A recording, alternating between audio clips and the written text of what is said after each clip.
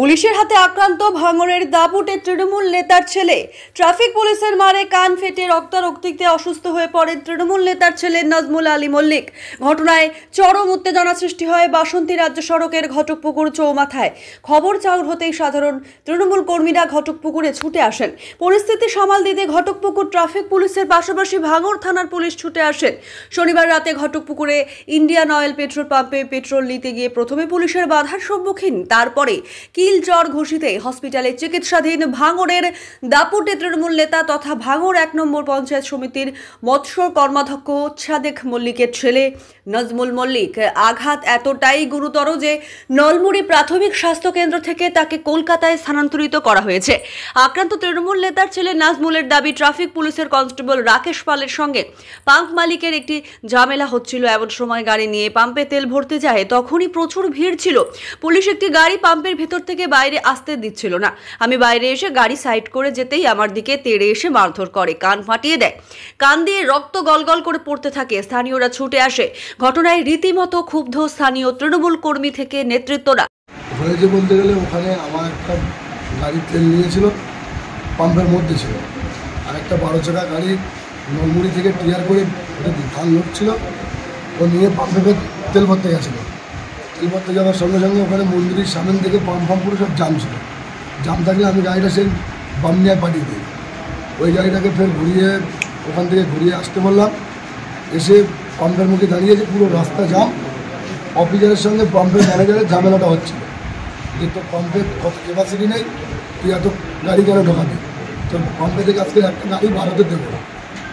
আমি যখন স্যারকে বললাম যে স্যার একটা ছোটো ম্যাজিকের জন্য পাম্পে আমাদের গাড়ি সব তেল নেওয়া হয়ে গেছে, আমার একটা ভাইয়েরও 16 চাকা ছিল, আমি বললাম ওইটা ম্যাজিকটা ছেড়ে দিলে সমস্যা সব সমাধান হয়ে যাবে, গাড়িগুলো ক্লিয়ার হয়ে যাবে। রীতিমতো ম্যাজিকটা আমি সাইড করে দিতে গেছি, আর কোনো কথা নেই, ও ছুটে এসে আমাকে এগুলো ফাইন। কি কারণে মারলো আপনাকে? কোনো কারণ নেই, এই কারণে আমি ম্যাজিকটা সরিয়ে দিতে গেছি, এই কারণে। কোন জায়গায় হয়েছে? পাম্পের সামনে। কে মেরেছে আপনাকে? ওই অফিসারের নাম তো আমি জানি না। রাকেশ পাল। রাকেশ পাল, আমার নাম রাকেশ পাল।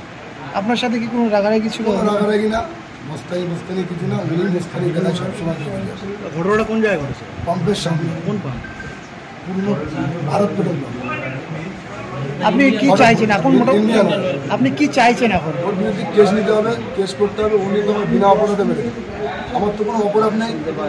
সেখানে আরও 20 জনা 50 জনা 100 জনা লোক ছিল। পাম্পের সিসিটিভি সেখানে চেক করে দেখতে পারে। আমার যদি কোনো অপরাধ থাকে আমার শাস্তি হবে, আর নইলে ওর বিরুদ্ধে কেস তো হবেই। আপনার নাম? আমার নাম নাজমুল আলী মল্লিক।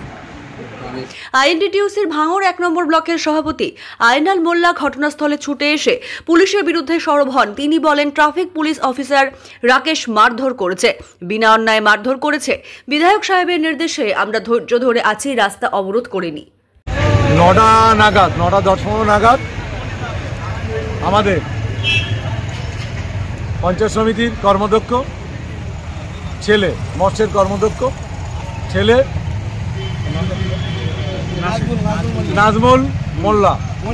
নাজমুল মল্লিক, ও এখান দিয়ে চৌমাথা দিয়ে গাড়িতে পেট্রোল ভরতে যাচ্ছিল। পেট্রোল ভরার সময় ওকে হাতছাউনি টাউনি দিয়েছে হয়তো, ও একটু দাঁড়িয়েছে। দাঁড়ানোর পরে কোথায় কিচ্ছু না, ওকে বললো তোকে ও মাথায় দাঁড়াতে বলেছি, তুই দাঁড়াস না। 2 পা আগে যাইনি, সঙ্গে সঙ্গে যে ট্রাফিক যে অফিসার রাকেশ বলে ভদ্রলোকের নাম, তিনি মানে ওনাদের কাছে যে ওয়ারলেস থাকে, সে ওয়ারলেস দিয়ে বিধারকর কানে মুখে আঘাত করে এবং কানের পর্দা সম্ভবত ফেটে গেছে মনে হচ্ছে, নাহলে ব্লাড বন্ধ হচ্ছে না। নলমুড়ি প্রাথমিক স্বাস্থ্যকেন্দ্রে নিয়ে গেছিল, ওখান থেকে রেফার টু চিত্তরঞ্জন নিয়ে গেছে। নিয়ে গেলে ENT ডিপার্টমেন্ট দেখবে কি কন্ডিশন আছে না আছে, সেটা ডক্টররা বলতে পারবেন। এবং এখানে ঘটপুকুরে কোনো যানজট হয়নি, কোনো রাস্তা অবরোধ হয়নি। আমাদের নেতা, আমাদের MLA, আমাদের বিধায়ক অবজারভার শওকত মোল্লা বলেছেন কোনো রকম রাস্তা অবরোধ করলে হবে না, কোনো কিছু করলে হবে না। পুলিশ অ্যাকশন নেবে, যে অন্যায় করেছে তার বিরুদ্ধে শাস্তি হবে। কি চাইছেন আপনারা? আমরা চাইছি যে অফিসারটা এখানে ছিল এর আগে অনেকবার অনেক লোকের সাথে গন্ডগোল হয়েছে। আমি বলবো না, একটা